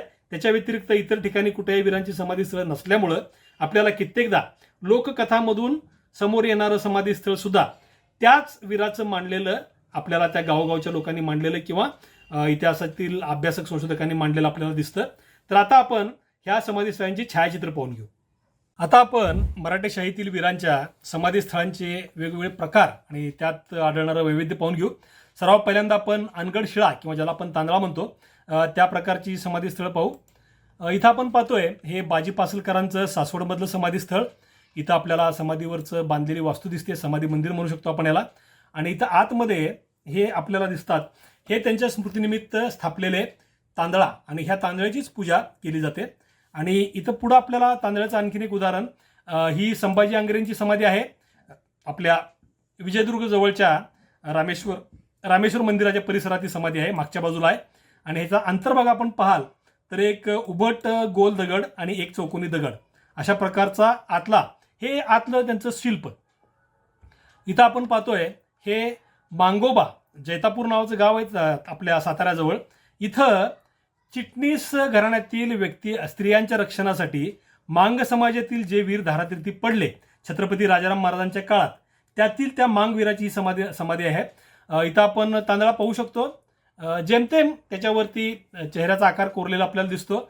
आणि इथं ही जी शिवपिंड आणि पादुका ही जी आपल्याला दिसते, शिवपिंड, पादुका आणि मागं परत हे तांदळे, ते पालखीतून त्या स्त्रियांना नेत असताना ज्यावेळी मोगलांचा हल्ला आला त्यावेळी ह्या मांगवीरांचं तिथं प्राणार्पण त्यांनी केलं त्या स्त्रियांच्या रक्षणासाठी. आणि त्यामुळं आजही चिटणीस घराण्यातील व्यक्ती या मांगोबाच्या पूजेसाठी जैतापूरला जातात. इथं आपण पाहतोय इंग्रजांच्या विरुद्धचं जे शेवटचं युद्ध आहे मराठ्यांचं, पुण्यामधल्या खडकीचं युद्ध, त्या युद्धामध्ये जे धारातीर्थी पडले राघोजी साळवे, हे वस्ताद लहुजी साळवेंचे वडील, त्यांचं समाधीस्थळ हे पुण्यामध्येच आहे. आणि त्या समाधीस्थळाच्या अंतर्भागात आपण पाहाल तर अनेक हे दगडी तांदळे आपल्याला दिसतात. त्यांच्याबरोबरच्या पलटणीतील वीरांच्या स्मरणार्थ सुद्धा हे अनेक प्रकारचे तांदळे तिथं असू शकतात. तर ही तांदळा प्रकारची समाधीस्थळांची उदाहरणं आपण इथं पाहिली. इथं आपण लहान घुमट्या पाहून घेऊ. आपण इकडं पाहतोय ही चिमणाजी बापूजींची समाधी. शाहिस्तेखानावरील हल्ल्याच्या वेळी ज्यांनी पराक्रम गाजवला आणि त्यामुळे ज्यांना शिवरायांनी पालखीचा मान दिला, त्या चिमणाजी बापूजींची ही समाधी ही नांदोशी गावामध्ये आहे. आणि इथं आपण पाहतोय ही जिंती गावातली मकुबाई भोसले यांची समाधी. शिवाजी महाराजांचे थोरले बंधू संभाजीराजांचे जे पुत्र होते उमाजीराजे, त्यांच्या पत्नी मकुबाई यांची ही समाधी ही जिंती गावात आहे, हे भिगवणजवळ आहे. आणि वरती आपण पाहू शकतो छोटीशी घुमटी आहे वरती. पुढं अगदी जमिनीवरतीच घुमटी किंवा अगदी जेमतेम दगड ठेवून केलेलं समाधीस्थळ आपण पाहतोय. हे समाधीस्थळ आहे नागोजीराव जेधे, जे महाराजांच्या दक्षिण दिग्विजयाच्या वेळी येलबुर्ग्याच्या लढाईमध्ये धारातीर्थी पडले, त्यांच्या पत्नींचं हे समाधीस्थळ आहे. आणि त्याच्या शेजारीच त्यांचं नागोजीरावांचंही समाधीस्थळ आहे. हे जमिनीवर असलेलं समाधीस्थळ याच्या जीर्णोद्धाराचा आराखडा सध्या तयार झालेला आहे आणि ते अशा पद्धतीने समाधीस्थळ होणार आहे. आणि पण आत्ता आपण जमिनीवरतीच थेट रचलेलं घुमटी असलेलं समाधीस्थळ म्हणून एक उदाहरण आपण इथं पाहतोय. इथं आपल्याला इकडं दिसतीये ही रघुनाथराव पेशवेंची समाधी, ही कोपरगावला आहे. एक छोटंसं मंदिरासारखी अगदी छोटी घुमटी आहे. आणि इथं आपण पाहतोय ही मायनाक भंडारींची भाटेगावातली समाधी, रत्नागिरी जवळच्या भाटेगावातली. इथं आपल्याला घुमटी पण दिसते आणि वृंदावन पण दिसतंय, म्हणजे एका प्रकारे दोन समाध्यांचे प्रकार यामध्ये एकत्रित आलेले आपल्याला दिसतात. इथं आपण वीरशिल्प पाहणार आहोत समाधीस्थळामधली. ही काही प्राचीन म्हणजे 12व्या 13व्या 14व्या शतकातील वीरांची जी शिल्प असायची ती आपण इथं पाहतोय. इथं ढाल आणि गुर्ज किंवा गदा घेतलेला वीर आपल्याला दिसतोय. इथं मध्यभागी घोड्यावरती तलवार घेऊन लढणारा वीर दिसतोय. तर इथं आपल्या पत्नीबरोबर असलेला वीर आपल्याला दिसतोय, त्याच्या कमरेला तलवार आहे आणि इथं मागच्या बाजूला धनुष्य आहे. आणि ही स्त्री सती गेल्यामुळं ह्या दोन्ही दाम्पत्याचं एकत्रित शिल्प आपल्याला दिसतं. इथं आपण पाहतोय अगदी उजव्या बाजूला ते मुरारबाजींचं पुरंदरगडावरतील वीरशिल्प. मुरारबाजींच्या मृत्यूस्थळावरती असलेल्या छोट्या मंदिरामध्ये ही हातामध्ये ढाल तलवार घेतलेली दोन वीरशिल्प आतमध्ये आहेत. त्याचबरोबर इथं आपण पाहतोय हे वडगाव गावामधील एका लमान वीराचं मराठाकालीन शिल्प. खाली शिवपिंड आहे, मात्र इथं वरती आपल्याला तलवार घेऊन घोड्यावरती बसलेला वीर आपण यामध्ये स्पष्ट पाहू शकतो. त्याचबरोबर इथं अगळांबे गावामध्ये, पायगुडींचं हे गाव अगळांबे मावळातलं, आणि इथं आपल्याला आतमध्ये जे शिल्प दिसतंय ते वीराचं शिल्प आहे. एका हातामध्ये ढाल आणि दुसऱ्या हातामध्ये तलवार. त्याचबरोबर इथं पादुकाही आहेत. आणखीन एक पादुका चौथरा आपल्याला इथं दिसतोय. इथं आपण सेनापती धनाजी जाधवरावांची समाधी पाहतोय वडगावची. ह्याच्यामध्ये धनाजीरावांचं तर वीर शिल्प तर आहेच ह्यामध्ये घोड्यावर बसलेले. आणि हे युद्धामध्ये धारतीर्थी पडलेले नाहीत. धनाजीराव हे पायाला झालेल्या जखमीमुळं आजारी पडून निधन पावले, पण मोठे पराक्रमी वीर असल्यामुळं त्यांचं समाधीस्थळ अशा प्रकारचं घोड्यावरती बसलेला वीर अशा प्रकारचं शिल्प आपल्याला आतमध्ये दिसतंय. त्यांच्या पत्नी सती गेल्यामुळं शेजारीच त्यांच्या पत्नीच्या समाधीचा त्यांच्या सती जाण्याचा प्रसंग म्हणून इथं आपल्याला सतीचा हात दिसतोय. हा इकडे दिसतोय सतीचा हात. आणि इथं घोड्यावरती आपल्या पतीच्या मागं बसलेल्या गोपिकाबाई या धनाजीरावांच्या पत्नी हे आपण ते शिल्प पाहू शकतो. इथं आपल्याला दिसतीये ही होनाजी बलकवडेंची अवचित गडावरची समाधी. होनाजीरावांनी त्या काळामध्ये सिद्धीकडून त्याच्या परिसरातले जे मुख्य 6 किल्ले होते, तळा, घोसाळा, अवचितगड वगैरे, हे काबीज केल्यामुळं त्यांना ह्या किल्ल्याची किल्लेदारी आणि ह्या प्रांताची सुभेदारी देण्यात आली होती. तर हे होनाजींचं अवचितगडावरचं समाधीस्थळ. आणि इथं होनाजींचं दारोली गावामधलं त्यांच्या वंशजांनीच केलेली पूजेसाठी बनवलेली मूर्ती. आणि आज ज्यांच्या षष्टब्दी पूर्तीचा निमित्तानं हे व्याख्यान मला आहे ते श्री पांडुरंग बलकवडे हे ह्याच घराण्यातील आहेत. आणि इथं आपल्याला दिसते ही येसाजी बलकवडेंचं समाधीस्थळ. येसाजी बलकवडे हे देखील पहिल्या बाजीरावांच्या बरोबरचे अत्यंत पराक्रमी असे वीर, नाशिक प्रांताचे सुभेदार. आणि नाशिक हे त्यावेळी मोगलांच्या ताब्यात होतं. आणि ह्या नाशिकच्या मुक्तीसाठी जी लढाई येसाजींनी केली त्यात नाशिकमध्ये ते वीरगती पावले. आणि नाशिकच्या गोदावरी नदीकाठी त्यांचं हे समाधीस्थळ आपण पाहू शकतो. इथं आपण पाहतोय ब्रिटिशांच्या विरुद्ध सशस्त्र लढा देणारे वीर भागोजी नाईक यांचं समाधीस्थळ. इकडं समाधीस्थळाचं छोटं मंदिर दिसतंय आणि हे त्याच्या आतलं भागोजी नाईकांचं वीरशिल्प. घोड्यावरती धनुष्यबाण घेऊन बसलेले भागोजी नाईक आणि मागं भाता अडकवलेला. आणि इकडं आपण पाहतोय हे उमाजी नाईकांचं भिवडी गावातलं जे समाधीस्थळ आहे त्या समाधीस्थळामधली शिल्प. ह्याच्यामध्ये घोड्यावर बसलेले वीर आहेत, त्याचबरोबर पायी असलेले वीर पण आपल्याला दिसतात. ढाल तलवार ही प्रत्येक वीराच्या हातामध्ये आहेच. इथं आपण पुढच्या काळामध्ये ह्या वीरशिल्पामध्ये जी प्रगती झाली ती पाहतोय. मध्यभागी आपल्याला दिसतंय हे निंबोडी आणि लोणंद ह्या गावामधले जे शेळके सरदार आहेत त्यातनं हे लोणंदमधलं शेळके सरदारांचं समाधीस्थळामधलं एक शिल्प आहे. घोड्यावरती पती पत्नी बसलेले आपल्याला इथं दिसतात. हे शेळके शिवाजी महाराजांच्या सरदारांच्या यादीमध्ये शेळकेंचं नाव आहे. आणि इकडं आपल्याला दिसतं हे पांढरे सरदारांची समाधीस्थळामधलं एक शिल्प आहे. हे शिल्प जे आहे अगदी घोड्यावरती बसलेलं इकडे जे शिल्प आहे दिसतंय हे आहे समशल्लापूर, बिदरजवळच्या शमशल्लापूर गावातील लुयाजी पांढरे यांना शमशेर बहादर हा किताब होता. ह्या लुयाजी पांढरेंच्या समाधीस्थळामधलं शिल्प हे आणखीन एक चांगल्या प्रकारचं वीरशिल्प आपण पाहू शकतो. छत्रपती शाहू महाराजांचे सरदार संताजीराव पांढरे जे शाहू महाराजांना विरोध करणारे जे निजामाची फौज होती त्यांच्या विरुद्ध लढताना धारातीर्थी पडले त्यांचे हे पुत्र लुयाजीराव पांढरे. इथं आपण पाहतोय शिरसुफळ, बारामती जवळच्या शिरसुफळ गावातील आटोळे सरदारांच्या घराण्यातील एका प्रसिद्ध व्यक्तीचं शिल्प. अर्थात हे वीर शिल्प नाहीये, ह्याच्यामध्ये घोड्यावरती बसलेले वीर आहेत पण हे गुडगुडी ओढतायत. इथं मागं खाली गुडगुडी हातामध्ये धरलेला हुक्का किंवा गुडगुडी आणि हे इथं वरती त्यांच्या हातामध्ये पण ही गुडगुडी दिसते. आणि इकडं पाहतोय हे अंकलखोप, सांगली जिल्ह्यातील अंकलखोप गावातील एक वीरशिल्प आहे. सूर्यवंशी पाटील समाजातील एक वीर पानिपतावरती धारातीर्थी पडले त्यांच्या स्मरणार्थ हे शिल्प आणि त्यांचं समाधी मंदिर अंकलखोपमध्ये आहे. ह्यामध्ये आपण पाहतो एक भाल्यासारखं एक वेगळं शस्त्र ज्याला आपण बर्ची वगैरे म्हणतो तसं शस्त्र आहे. त्याचबरोबर इकडं चंद्र कोरलेला आहे, इकडं सूर्य कोरलेला आहे. एक अब्दागिरी घेऊन एक व्यक्ती तो उभा असलेला आपल्याला दिसते. आणि अशा पद्धतीनं हे वीर शिल्पांची पुढच्या काळामध्ये कशी कशी प्रगती झाली हे देखील आपल्याला यातून दिसतं. इथं आपण पाहणार आहोत जमिरीवरील शिवपिंडी. संगम माहुली आपल्या सर्वांना माहिती आहे. संगम माहुलीमध्ये राजघाटावरती अनेक शिवपिंडी वेगवेगळ्या व्यक्तींच्या स्मरणार्थ तिथं फक्त शिवपिंडी घडवलेल्या आहेत. आणि शिवपिंडी फक्त पाट्यासारख्या घडवून तिथं ठेवलेल्या आढळतात. हे पूजेसाठी केलेल्या आहेत. राजघराण्यातील किंवा संबंधित इतर मोठ्या घराण्यातील व्यक्तींच्या श्राद्ध दिनी त्यांच्या पूजेसाठी ही पिंडी किंवा हे पाटे घडवले आहेत. यावरती फक्त पादुका दिसत आहेत. आणि इथं मिळालेल्या वेगवेगळ्या ज्या काही पिंडी आहेत त्या सध्या तिथं एकत्र ठेवलेल्या आहेत.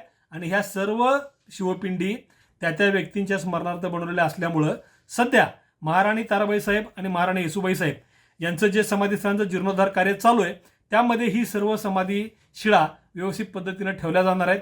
इथं आपण ओझरडे गावातील पेशवा घराण्यातील काही समाधीस्थळं आहेत. त्यातलं शिवपिंड कोरलेलं एक समाधीस्थळ आपण इथं पाहतोय. इथं आपल्याला आगळांबे गावामधील मंदिराच्या बाहेर काही शिवपिंडी आपल्याला अशाच मंदिराच्या बाहेर ठेवलेल्या दिसतात. ह्या अर्थात व्यक्तीच्या स्मरणार्थ कोरलेल्या शिवपिंडी आहेत. आणि इथं आपण कोरीगडावरची जमिनीवरच ठेवलेली एक शिवपिंड पाहतोय. कोरीगडावरील महादेव मंदिराच्या समोरच एक शिवपिंड आहे. ही कुठल्याही वीराच्याही स्मरणार्थच असणार आहे. इथं आपण पादुका प्रकारच्या काही समाधीस्थळं पाहून घेऊ. इथं आपल्याला इंदापूरमधली मालोजी राजेंची समाधी आपल्याला माहिती आहे. तर इथं मालोजी राजेंचा हा पुतळा आधुनिक काळामधला आहे. मात्र समाधीवरचं शिवपिंडीच्या आकारावरती पादुका कोरलेलं हे जे शिल्प आहे हे मालोजी राजांच्या मूळ समाधीवरती होतं. इथं आपल्याला सुप्यामधली साबुसिंग पवार यांचं समाधीस्थळ आपण पाहतोय. हे सरदार होते आणि यांच्या समाधीवरती देखील पादुकाच कोरलेल्या आहेत. पुढं आपल्याला ही शंकराजी नारायण सचिव म्हणजे मराठ्यांच्या स्वातंत्र्य युद्धाच्या काळात छत्रपती राजाराम महाराजांच्या काळात ज्यांनी महाराष्ट्रामध्ये खूप मोठा पराक्रम गाजवला अशा शंकराजी नारायणांची ही समाधी. इथं आपल्याला त्यांच्या समाधीवरती देखील पादुका दिसत आहेत. अर्थात ही समाधी संजीवन समाधीसारखी दिसते. यामागं पण एक कारण आहे. शंकराजी नारायणांनी त्यांचा काही नैसर्गिक मृत्यू झालेला नव्हता. त्यांनी जाणून बुजून देहार्पण केलं होतं. जलसमाधी घेतल्याचा उल्लेख त्यांच्या चरित्रामध्ये मिळतो. तर अशा प्रकारे एक प्रकारे वेगळ्याच पद्धतीचं त्यांचं देहार्पण असल्यामुळं जाणून बुजून केलेलं देहार्पण हे एक वेगळंच मृत्यू आपण म्हणू शकतो. आणि त्यामुळं त्यांची समाधी ही आंबोडे गावामध्ये आहे. ही अशा संजीवन समाधीसारखी बांधलेली आपल्याला दिसते. इथं आपल्याला पुण्यामध्ये हरभट पटवर्धन घराण्याचे मूळ पुरुष त्यांची समाधी पुण्यामध्ये आहे. ही हरभट पटवर्धनांच्या समाधीवरची छोटी घुमटी ही आधुनिक काळात बांधली आहे. मात्र आतमध्ये आपल्याला पादुका पाहायला मिळतात. हे सत्पुरुष होते, मोठे गणेश भक्त होते. आता इथं आपल्याला इकडे दिसतीये ही विठ्ठल शिवदेव विंचूरकरांची विंचूर गावातली समाधी. आता हे तर फार मोठे पराक्रमी सरदार होते. मात्र यांच्या समाधीस्थळाच्या आत देखील आपल्याला पादुका कोरलेल्या दिसतात. मराठी सतीशिलांचं उदाहरण आपण इथं पाहू. इथं आपल्याला अणदूर गावातील चव्हाण घराण्यातील समाधीस्थळ सती समाधी आपल्याला दिसते. शिवपिंड कोरलेली आहे. त्याचबरोबर वर सूर्यचंद्र आहेत आणि सतीचा हात देखील दिसतोय. इथं मध्यभागी आहे ही भाळवणीच्या निंबाळकर घराण्यातील छत्रपती शाहू महाराजांच्या किंवा त्यानंतरच्या काळातील हे समाधीस्थळ आहे. यावर सतीचा हात देखील आहे आणि वीर देखील आहे. इथं आपल्याला डोंगरगावच्या बाबर घराण्यातील एक समाधीस्थळ आपण इथं पाहतोय. हे देखील सती समाधीचं आहे. इथं आपल्याला सतीचा हात दिसतोय. त्याचबरोबर इथं आपल्याला खाली काही दगडावरचं कोरीव काम आणि शिवपिंड हे देखील आपल्याला दिसतंय. इथं आपल्याला विनाहात सती समाधींची काही उदाहरणं पाहून घेऊ. ही आहे सेनापती संताजीराव घोरपडेंच्या अत्यंत कर्तबगार पत्नी द्वारकाबाई साहेब यांची सेनापती कापशीमधील समाधी. ही समाधी वृंदावनासारखी आहे. मात्र इथं सतीचा हात किंवा असं काही नाही आहे. आतमध्ये शिवपिंड आणि पादुका आहेत. इथं आपल्याला थोरले माधवराव पेशवे यांचं समाधीस्थळ आपण इथं पाहतोय थेऊरमधलं. त्यांच्या पत्नी रमाबाई साहेब ह्या तिथं सती गेल्या. त्यामुळं हे आपल्याला वृंदावनाच्या आकारामध्ये हे समाधीस्थळ दिसतंय. इथंही सतीचा हात आपल्याला दिसत नाही. मध्यभागी आपण पाहतोय हे केरबा काळे इचलकरंजीच्या घोरपड्यांच्या पथकातील हे मोठे सरदार होते. हे पानिपतावरती धारातीर्थी पडले आणि त्यांच्या पत्नी मीराबाई या सती गेल्या इचलकरंजीमध्ये. तर तिथलं हे समाधीस्थळ आहे. इथं देखील फक्त पादुका आहेत. सतीचा हात वगैरे काही दिसत नाही. इकडं आपण पाहतोय ही नगर जिल्ह्यातील ब्राह्मणवाडा ह्या गावातील बापू गोखले आपल्याला माहिती आहेत. सेनापती बापू गोखले त्यांचे पुत्र इथं निधन पावले होते आणि त्यांच्या सूनबाई इथं सती गेल्या होत्या. तर ह्या सतीची समाधी आपण इथं पाहतोय. बापू गोखलेंच्या सून ज्या सती गेल्या. इथं देखील आपल्याला सतीचा हात वगैरे काही आढळत नाही. पादुका मात्र समाधीवरती आहेत. आता आपण वृंदावन प्रकारच्या समाधीस्थळ पाहून घेऊ. वेगवेगळ्या प्रकारची वृंदावन आपल्याला दिसतात. चिखलवाडे गावामध्ये एक वृंदावन आहे. त्याच्यामध्ये खालीच त्या वृंदावनामध्येच कोनाडा करून दिवा लावण्याची सोय आणि आतमध्ये शिवपिंड ठेवलेलं आपल्याला दिसते. इथं आपण पाहतोय हे सेनापती खंडेराव दाभाडेंचं समाधीस्थळ. ह्या समाधीस्थळावरती वृंदावनासारखी घुमटी आहे. खाली चौतारा आहे. अनेक प्रकारची शिल्प ह्यावरती कोरलेली आहेत आणि त्याचबरोबर आतमध्ये शिवपिंडी आहे. वृंदावन प्रकारचं एक समाधीस्थळ चौतऱ्यासह असलेलं. इकडं आपण पाहतोय हे शिवकन्या सखुबाई यांचं फलटणमधलं समाधीस्थळ. हे पण वृंदावनासारखंच आहे. आणि खाली तळेगाव ढमढेरे मधील हे ढमढेरेंच्या एका घराण्यातील एका सतीचं वृंदावन आपण पाहतोय. इथं आपण स्मारक शिळा आणि समाधी शिळा पाहून घेऊया. हे इकडं आपल्याला दिसतंय हे राजघर या कंकांच्या गावातील एक शिवकालीन समाधी स्थळ. मध्यभागी आपण पाहतोय बाळाजी चिटणीस यांचं समाधी स्थळ. इथं आपल्याला दिसतंय अगदी उजवीकडे ते सूर्याजी पिसाळांचं घोडेगाव येथील समाधी शिळा. एक वेगळ्या प्रकारनंच ही समाधी शिळा कोरलेली आहे. इथं आपण पाहतोय इकडं उजवीकडं ही शिवा काशीदांचं समाधी शिळा. ही नेबापूर गाव म्हणजे पन्हाळ्याच्या शेजारचं तिथली समाधी शिळा. इथं मध्यभागी आपण पाहतोय ही रांझे गावातील बाबाजी गुजर रांझेकर ज्यांना शिवरायांनी शिक्षा दिल्याचा इतिहासामध्ये उल्लेख आहे, त्यांची समाधी शिळा. इथं आपण पाहतोय नागोजी जेधे, मगाशी आपण जो सती गोदावरींचं जे समाधी स्थळ पाहिलं तर त्या ह्या नागोजीरावांच्या पत्नी होत्या, गोदूबाई, सती गोदूबाई. आणि इथं त्यांचं समाधी स्थळ हे 3 टप्प्यामध्ये आहे. समाधी शिळाच आहे पण 3 कप्प्यामध्ये आहे. वरती घोड्यावर बसलेला वीर अगदी वरच्या देवळीत कोरलेला आहे. हे पिरंगुट मधील गोळे घराण्यातील समाधी स्थळ. सरदार पिलाजीराव गोळे हे त्यांच्या पराक्रमामुळे छत्रपती राजाराम महाराजांच्या काळामध्ये नावारूपाला आले. पदाती सेनादर अशी त्यांची पदवीच, त्यांचा किताबच होता. तर गोळे घराण्यांची समाधी शिळा ही आहे, ही पिलाजीराव गोळेंची समाधी शिळा म्हणून ओळखली जाते. आणि त्याच परिसरामध्ये पुढच्या काळात देखील अनेक गोळेवीरांनी प्राणार्पण केलेलं आहे. गोळकोटच्या लढाईमधले आनंदराव गोळे धारातीर्थी पडलेले आपल्याला माहिती आहेत. तर इथं अनेक समाधी शिळा आहेत. वेगवेगळ्या प्रकारचे नक्षीकाम, वेगवेगळे प्रकार आणि आकार आपण इथं पिरंगुटला सहज पाहू शकतो. कुठं वीर आहेत आणि शेजारी पत्नी आहे, तर कुठं वरती एक वेगळ्याच प्रकारचं शिल्प कोरलेलं दिसतं. तर हे समाधी शिळांचे विविध प्रकार. वीरमूर्ती आणि शिवपिंड असलेली समाधी स्थळ आपण पाहून घेऊ. ह्याचं उदाहरण मुद्दाम द्यायचं कारण असं की इथं भुईंजमधली रायाजी जाधवरावांची समाधी, पालखेडच्या लढाईमध्ये निजामाविरुद्ध लढताना धारातीर्थी पडलेले मोठे सरदार, आणि भुईंजमधलं हे त्यांचं समाधी स्थळ, अत्यंत देखणं समाधी स्थळ. आतमध्ये शिवपिंड आहे आणि त्याचबरोबर मागं वीरमूर्ती आहे. या वीरमूर्तीचं छायाचित्र आपण पाहू. वीरमूर्ती हातामध्ये ढाल तलवार दिसते. शेजारी त्यांच्या पत्नी आहेत. ह्याचा अर्थ असा होतो रायाजीरावांच्या बरोबर त्यांच्या पत्नी सती गेलेल्या असाव्यात, कारण दोघांचं शिल्प एकत्र आहे. ह्याचा अर्थ समाधी स्थळ एकत्र आहे. ह्याचाच अर्थ दहन एकाच वेळी झालेलं आहे. आणि ह्यामध्ये होतं असं की कित्येकदा हे मागचं शिल्प कुणी काढून टाकतात, कोणी पळवून नेतं, कोणी चोरून नेतं.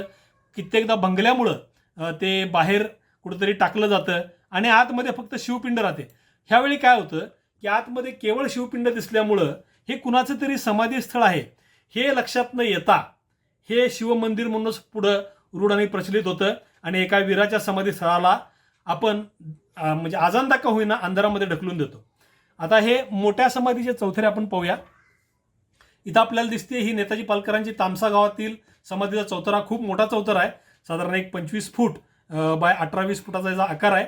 इथं खाली आपण पाहतोय हे भालकी गावातील चंद्रसेन जाधवराव हे सेनापती होते छत्रपती शाहू महाराजांचे, नंतर ते निजामाला मिळाले. त्यांचा हा समाधी स्थळाचा अत्यंत भव्य असा चौथरा. इथं आपण पाहतोय पतंगराव जाधवराव यांचं समाधी स्थळ. सेनापती संताजी घोरपडेंच्या बरोबर हे धानाजी जाधवरावांचे पुत्र लढत होते आणि चंदनवंदन किल्ल्यापासल्या लढाईमध्ये ते धारातीर्थी पडले. त्यांचा समाधी चौथरा आपण इथं बघतोय. आणि इथं आपण पाहतोय निंबाळकर घराण्यातील शिवाजी महाराजांचे सासरे मुधोजीराव निंबाळकर यांच्या समाधीचा चौथरा. आता हे चौथरे बांधायचं कारण काय, तर पुढच्या काळामध्ये ह्याच्यावरती एखादं चांगलं छोटेखानी किंवा मध्यम आकाराचं मंदिर बांधण्यासाठी ह्या समाधी स्थळांचे चौथरे खूप मोठे बांधलेले आहेत. पण काही कारणामुळं पुढची मंदिरं बांधणं, वरचं समाधी मंदिर बांधणं शक्य झालेलं नाही. त्यामुळं हे खूप मोठ्या आकाराचे चौथरे आपल्याला अनेक ठिकाणी दिसतात. आता आपण मूळ पुरुष समाधी स्थळाची 2 उदाहरणं पाहू. इथं आपल्याला दिसतंय हे भोसलेंच्या बेर्डी गावातील मूळ पुरुषाची समाधी. बेर्डी गावामध्ये ज्यांनी भोसले घराणा म्हणजे जे पहिल्यांदा आले आणि ज्यांनी भोसले घराण्याची सुरुवातच ज्यांच्यापासून झाली बेर्डी गावातल्या, त्या मूळ पुरुषाची समाधी म्हणूनच ही समाधी पूजली जाते. त्याचबरोबर निंबळक गावामध्ये निंबळक निंबाळकरांचं मूळ गाव, इथं त्यांचे जे मूळ पुरुष आले त्या मूळ पुरुषाच्या स्मरणार्थ एक शिळा केलेली आहे. आणि ही जी शिळा आहे ही मूळ पुरुषाची समाधी, मूळ पुरुषाची शिळा म्हणूनच पूजली जाते. तर अशी ही भोसले आणि निंबाळकर या घराण्यातील 2 मूळ पुरुषांची शिल्प. इथं आपण विना भिंतीच्या समाध्या पाहून घेऊ, ज्यांना भिंतीमध्ये बंदिस्त नसतात. अशी खूप उदाहरणं आपल्या मराठ्यांच्या समाधी स्थळामध्ये आहेत. राजमाता जिजाऊंचं समाधी स्थळ आपण पाहतो इथं पाचाडगावचं. चारी बाजूंनी मोकळी असलेली कमान आणि वरती छत. ही मूळचं जिजाऊंचं मूळ समाधी स्थान ज्यावेळी पडलं त्यावेळी असं होतं आणि निंबाळकरांनी त्याचा जीर्णोद्धार केलेला आहे. इथं आपण पाहतोय महाराणी ताराबाई साहेबांचे पुत्र छत्रपती शिवाजी दुसरे कोल्हापूरचे यांचं समाधीस्थळ. हे देखील चारी बाजूनी मोकळंच आहे, 4 कमानी दिसतात त्याला. इथं आपण पाहतोय शाहिस्तेखानावरच्या लाल महालात शिवाजी महाराजांनी शाहिस्तेखानावर जो छापा घातला, त्या छापामध्ये जखमी झालेल्या कोयाजी बांदलांची समाधी ही संगमनेर आपल्या नेकलेस पॉईंट जवळ भोरजवळ आहे. इथं पण 4 खांबावरती दगड ठेवलेले आपल्याला दिसतात. तर ही अशी ही चारी बाजू उघड्या असलेली समाधीस्थळं. चौकोनी ओट्याच्या रूपातली समाधीस्थळं देखील आपल्याला पुष्कळ आढळतात. त्याच्यामध्ये प्रसिद्ध म्हणजे बाजीप्रभूंची विशाळगडावरची समाधी, त्याचबरोबर निंबाळकरांची छत्रपती शाहू महाराजांच्या कारकिर्दीतली एक समाधी. इथं आपल्याला पाहतोय आपण सिद्धोजीराव निंबाळकर शिवाजी महाराजांचं रक्षण करताना प्रत्यक्ष ज्यांनी प्राणार्पण केलंय ते सिद्धोजीराव निंबाळकर हे भाळवणीचे निंबाळकर घराण्यातले. पट्टा किल्ल्याच्या पायथ्यालाही समाधी आहे. त्याचबरोबर ही राव जगदेवराव जाधव किंवा जगदेवराव जाधव दुसरे यांची ब्रह्मपुरी या गावामधली समाधी, अगदी घोटीव दगडांनी बांधलेली समाधी आपण इथे पाहू शकतो. तर अशा पद्धतीचे चौथरा किंवा कट्ट्याच्या रूपातली खूप समाधीस्थळं आपल्याला मराठा कालखंडामध्ये आढळतात. आता आपण 2 मजली समाधीस्थळं पाहून घेऊ. इथं आपल्याला सटवाजी डफळेंची समाधी दिसते, ही डफळापूर गावामध्ये आहे. तर ह्या वरती एक समाधीचा कट्टा आपल्याला दिसतोय, चौथऱ्याचा कट्टा, आणि याच्या खाली एक समाधीस्थळ आहे. आतमधल्या खोलीमध्ये शिवपिंड आहे. इथं आपण पाहतोय हे रावरंबा निंबाळकरांचं माड्या गावातलं समाधीस्थळ. वरती देखील घुमटी आहे आणि खालच्या बाजूला देखील आतमध्ये एक शिवपिंड आहे. म्हणजे मूळ अस्थी नीट जपण्यासाठी, व्यवस्थित ठेवण्यासाठी खालच्या मजल्याच्या त्या घुमटीचा वापर हे दार करून बंदिस्त करत असावेत आणि नित्यपूजेसाठी वरचा मजला अशा प्रकारे हे समाधीस्थळ बांधलेलं आढळतं. इथं आपण पाहतोय हे औंध संस्थानचे मूळ पुरुष परशुराम त्रिंबक प्रतिनिधी, म्हणजे ज्यांच्यापासून औंध घराणं स्थापन झालं, औंधचं प्रतिनिधींचं घराणं, त्या परशुराम त्रिंबकांची समाधी. तर इथं देखील वरच्या बाजूला पूजेसाठी गणेश मूर्ती आहे आतमध्ये आणि ही नित्यपूजा करायची म्हणून. आणि खाली जे आहे ते खाली मी काही जाऊ शकलो नाही, पण मला तिथं माहिती मिळाली की खालच्या बाजूला मूळ समाधी अस्थिकलश ठेवून त्यावरती शिवपिंड ठेवलेली आहे. आणि इथं आपण पाहतोय हे निगडे देशमुखांचं एक अत्यंत देखणं असं शिरोळमधलं 2 मजली समाधीस्थळ. तर अशी ही 2 मजली समाधीस्थळांची काही उदाहरणं. इथं आपण विविध प्रांतातील मराठ्यांची समाधीस्थळं पाहून घेऊ. त्यातली विविधता प्रांताप्रमाणे कशी येते ती आपण इथं पाहूया. ही गजेंद्रगडच्या घोरपडे घराण्यातील समाधीस्थळं, म्हणजे मराठेशाहीच्या दक्षिणेचे राखणदार असं ज्यांना म्हणलं जातं, किंवा एक मुख्य मराठा घराणं जे दक्षिणेमध्ये मराठ्यांचा सत्ता विस्ताराचं एक मोठं केंद्र होतं, ते हे गजेंद्रगडचं घोरपडे घराण्यातली समाधीस्थळं. इथं आपण वर पाहतोय ही धार, माळवा भागातली धारमधलं हे उदाजीराव पवारांचं समाधीस्थळ आहे. समाधीस्थळाच्या बांधकामात कसे वैविध्य आहे ते आपण इथं पाहतोय.